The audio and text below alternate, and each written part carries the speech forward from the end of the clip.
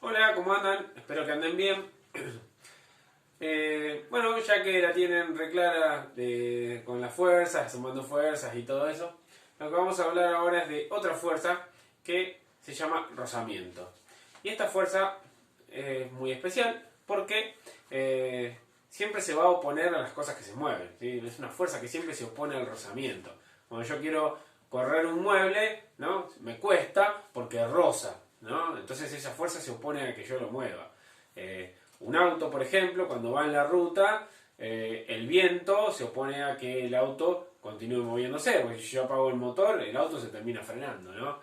Las ruedas con el asfalto también provocan un rozamiento que hace que el móvil se vaya frenando. Pasa con todo, ¿no es cierto? Si bien es muy común decir que el rozamiento es una fuerza que se opone al movimiento, es una buena forma de recordarlo, al rozamiento, como fuerza que se opone al movimiento, pero no es tan así, porque imaginen que si no fuera por el rozamiento, nosotros no nos podríamos empezar a mover, porque el hecho de que cuando nosotros caminamos, caminar se hace posible por el hecho de que nosotros nos agarramos al piso y empujamos el piso para atrás, ¿no? Entonces, si el rozamiento no existiera, nosotros quedaríamos como patinando en el lugar. Por lo tanto, en ese caso no es que se opone al movimiento, sino que lo facilita, ¿sí? Por lo tanto, bueno, en realidad no es que se opone al movimiento, pero sí es una buena forma de recordarlo. Bueno, ¿qué es el rozamiento? Cuando yo tengo dos superficies en contacto, esas superficies tienen pequeñas rugosidades. Si yo lo veo microscópicamente, no voy a ver dos superficies planas perfectas. Voy a ver que tienen lugares en donde es como que las partículas de uno o las rugosidades de uno penetran un poco en las del otro. Por lo tanto, cuando yo lo quiero mover, es como que lo que tengo que desencastrar, ¿no? Y a su vez, eso produce que roce, que haya vibraciones y que eso genere calor, y eso es pérdida de energía, ¿no? Cuando ustedes se frotan las manos, se genera calor. Bueno, porque ese rozamiento es una energía que también se disipa en forma de calor. Bueno, ¿cuántos tipos de rozamiento hay? Hay dos maneras o dos tipos de rozamiento.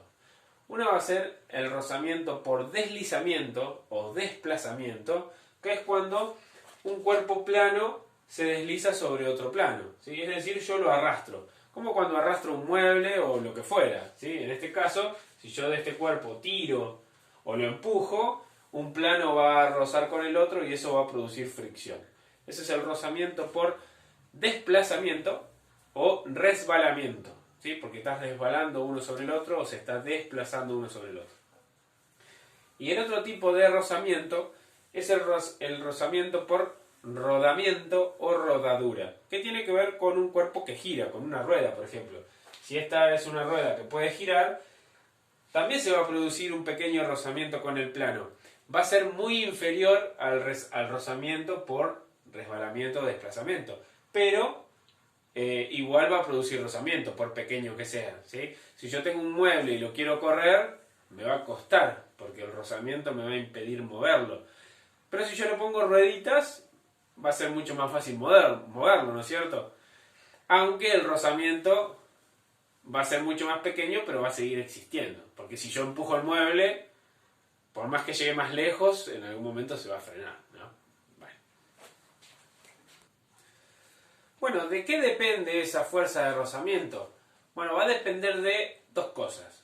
De los materiales que estén en contacto, entre los cuales se va a producir la fricción, y depende también del peso del cuerpo, ¿sí? Obviamente, cuanto más pesado es un cuerpo, más cuesta moverlo, ¿no? Es como que más se encastra uno con el otro. No es lo mismo mover un mueble livianito que un armario pesado, ¿sí? Cuanto más pesado, más cuesta moverlo, ¿sí? Es bastante lógico.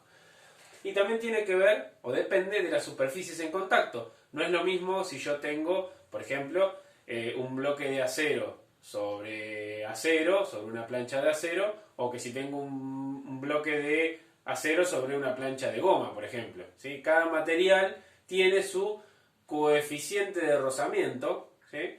Que es una medida de lo fácil y difícil que es deslizarse sobre él, ¿no? Eso coeficiente de rozamiento son valores experimentales que se obtienen y se pueden verificar o encontrar en una tabla. Uno necesita calcular el rozamiento de dos materiales, busca en internet, por ejemplo, o en un libro, una tabla de coeficiente de rozamiento y se fija qué valor tiene. Y con eso puede calcular el rozamiento, ¿sí? Bueno, depende de esas dos cosas, del peso y de los materiales.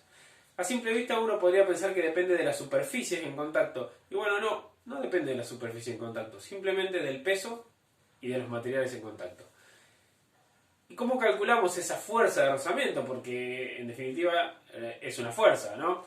Bueno, esa fuerza de rozamiento, que yo la voy a llamar FR, no la confundamos con fuerza resultante, ¿no? Es fuerza de rozamiento. Va a ser igual a el coeficiente de rozamiento, que se representa con esta letra griega, que es mu, una letra griega, por, se podría decir, el peso del cuerpo, ¿no? Yo conozco el coeficiente de rozamiento y el peso del cuerpo, puedo calcular la fuerza de rozamiento. Sin embargo, acá no se usa el peso del cuerpo, sino que se usa algo que se llama fuerza normal o vector normal. ¿Qué es eso? Bueno, es la reacción que ejerce el plano sobre el cuerpo. Es decir, este cuerpo tiene un determinado peso, ¿sí? Vamos a suponer que pesa 10 newtons, ¿sí? Bueno, el cuerpo le aplica a la superficie donde se apoya un peso, una fuerza, porque el peso es una fuerza, de 10 newtons. Bueno, la superficie reacciona con una fuerza igual y opuesta, ¿sí? De 10 newtons también. Y a eso se lo conoce como fuerza normal o vector normal. Un vector normal es siempre un vector perpendicular a una superficie. Si yo tengo una superficie, un vector normal es una flecha o un vector que es perpendicular a esa superficie. En este caso, esa fuerza normal, por ejemplo, si mi peso es de 10 newtons, ¿sí? Mi fuerza normal va a ser igual y opuesta. Y va a tener exactamente la misma magnitud, ¿no? La voy a llamar n de normal y va a valer exactamente igual, en este caso 10 newtons. Hay que tener cuidado de no confundirse la n de normal con la n de newton. La n de newton significa la unidad de fuerza, newton. En cambio, la n de normal me está indicando un vector perpendicular a la superficie. Entonces, esta fórmula que es para calcular el rozamiento, que es coeficiente de rozamiento por el peso del cuerpo, en realidad se escribe así. El coeficiente del rozamiento por la normal, se dice. Y en este caso vale lo mismo. Y ustedes dirán, ¿y si vale lo mismo, para qué la complicás y pones la normal? ¿Por qué directamente no pones el peso? Bueno, porque lo que ocurre es que la normal y el peso coinciden cuando la superficie está horizontal, ¿sí? En este caso, como en este dibujo, yo podría usar indistintamente cualquiera de los dos, tanto el peso como la normal, me daría exactamente lo mismo. Pero cuando el plano se inclina, ¿sí? Que eso lo vamos a ver, ya ahí el peso y la normal dejan de coincidir. Y lo que va a producir rozamiento no va a ser el peso en sí, sino la reacción que el plano ejerce sobre él. Porque la reacción que el plano, la fuerza con que el cuerpo es apretado sobre la superficie, en realidad no es el peso en sí, sino la reacción que le ejerce el plano. Bueno, luego lo vamos a ver, ¿sí? Pero bueno, esta es la fórmula para calcular el rozamiento. Ahora vamos a hacer unos ejemplos.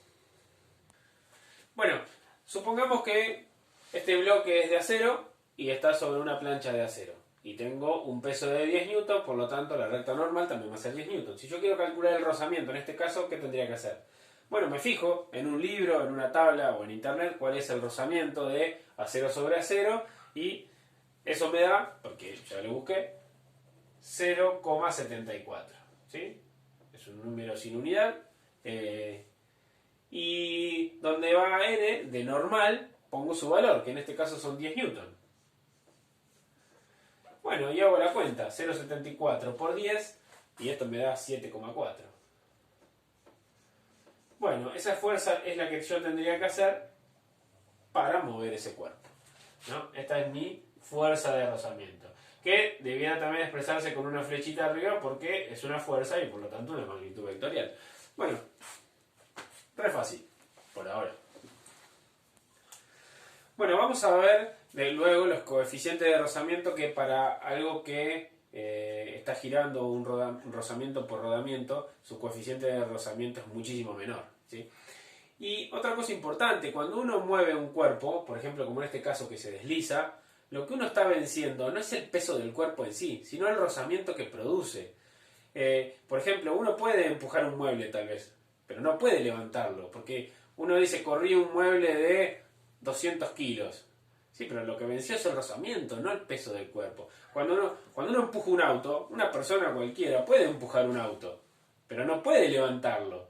Por lo tanto, lo que está venciendo siempre es el rozamiento a la hora de mover algo, ¿sí? No el peso en sí del mismo cuerpo.